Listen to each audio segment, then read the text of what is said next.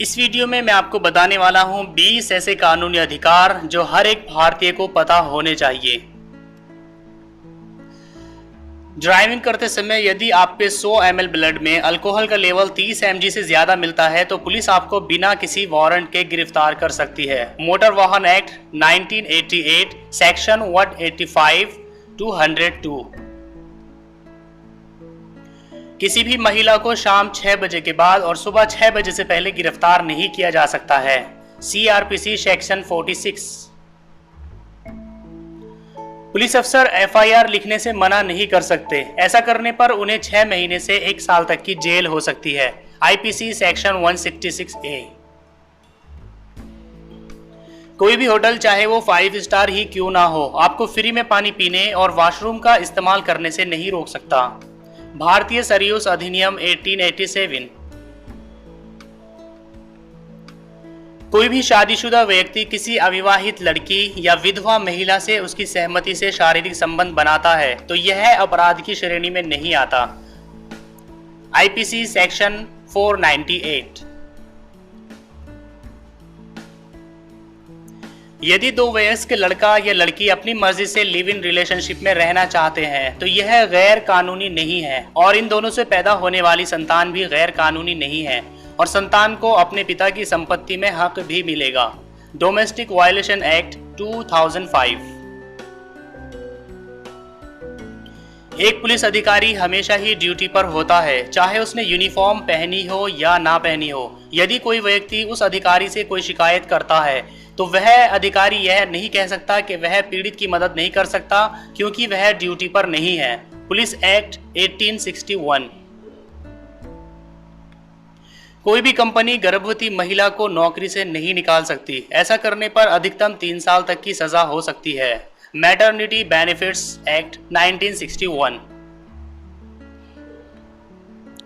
Tax उल्लंघन के मामले में कर वसूली अधिकारी को आपको गिरफ्तार करने का अधिकार है, लेकिन गिरफ्तार करने से पहले उसे आपको नोटिस भेजना पड़ेगा।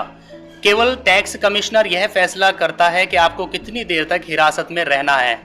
आयकर अधिनियम 1961। निम्न आधारों पर तलाक लिया जा सकता है। हिंदू मैरिज एक्ट के तहत कोई भी पति या पत्नी कोर्ट में तलाक के लिए अर्जी दे सकता है।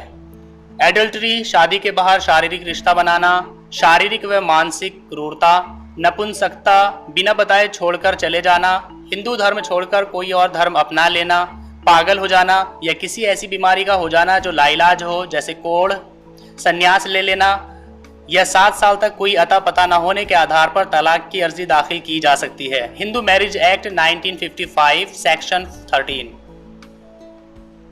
मोटर वाहन अधिनियम की धारा 129 में वाहन चालकों को हेलमेट लगाने का प्रावधान है। मोटर वाहन अधिनियम की धारा 128 में बाइक पर 2 व्यक्तियों को बैठने का प्रावधान है, लेकिन ट्रैफिक पुलिस के द्वारा गाड़ी या मोटरसाइकिल से चाबी निकालना बिल्कुल ही गैर कानूनी है। इसके लिए आप चाहे तो उस कांस्टेबल या अधिकारी के खिलाफ कानूनी कार्यवाही भी कर सकते हैं। मोटर वाहन अधिनियम। केवल महिला पुलिसकर्मी ही महिलाओं को गिरफ्तार कर थाने ला सकती है। पुरुष पुलिसकर्मियों को महिलाओं को गिरफ्तार करने का अधिकार नहीं है।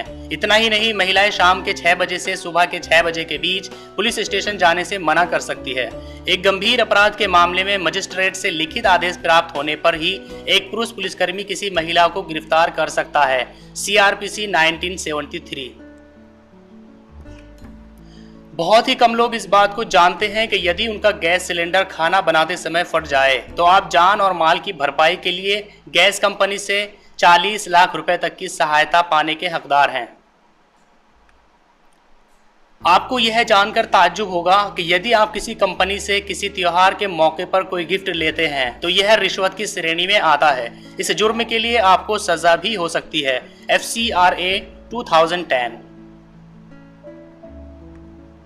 यदि आपका किसी दिन चालान बिना हेलमेट के या किसी अन्य कारण से काट दिया जाता है तो फिर दोबारा उसी अपराध के लिए आपका चालान नहीं काटा जा सकता। मोटर वाहन संशोधन विधेयक 2016। कोई भी दुकानदार किसी प्रोडक्ट के लिए उस पर अंकित अधिकतम खुदरा मूल्य से अधिक रुपए की मांग नहीं कर सकता, परंतु उपभोक्ता अधिकतम खुदरा मूल्य से कम पर उत्पाद खरीदने के लिए दुकानदार से भावतोल कर सकता है। अधिकतम खुदरा मूल्य अधिनियम 2014। यदि आपका ऑफिस आपको सैलरी नहीं देता है तो आप उसके खिलाफ 3 साल के अंदर कभी भी रिपोर्ट दर्ज करा सकते हैं, लेकिन यदि आप 3 साल के बाद रिपोर्ट दर्ज करते हैं तो आपको कुछ भी हासिल नहीं होगा। परिसीमा अधिनियम 1963। यदि आप सार्वजनिक जगहों पर अश्लील गतिविधि में लुप्त पाए जाते हैं तो आपको 3 महीने तक की कैद भी हो सकती है, परंतु अश्लील गतिविधि की कोई स्पष्ट परिभाषा नहीं होने के कारण पुलिस इस कानून का दुरुपयोग करती है।